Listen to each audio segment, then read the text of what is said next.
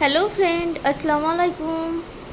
খুব সহজে আমি আমুল ফ্রুট তৈরি করব, সেই জন্য আমি তোমাদের সঙ্গে শেয়ার করছি। আমুল ফ্রুট করার জন্য আমি কয়েক রকমের ফ্রুট নিয়ে নিয়েছি, যেমন কলা, অ্যাপেল এবং চকলেট, এগুলো নিয়ে নিয়েছি।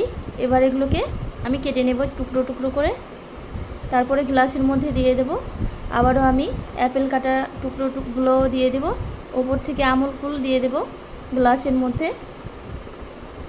এবার আমি কিছু ওপর থেকে আইস ছড়িয়ে দেব। এবার আমি চকলেট দিয়ে দেব। চকলেটটাকে আমি পাইপের সাহায্যে একটু ভালোভাবে গুলে নেব। চকলেটটা আমার গোলা হয়ে গেলে আমি এখানে কিছু পুদিনা পাতা দিয়ে দেব। এই গরমে আমুল ফ্রুট খেতে তো আমার খুবই ভালো লাগে। তোমাদের কেমন লাগে কমেন্টে বলে যেও।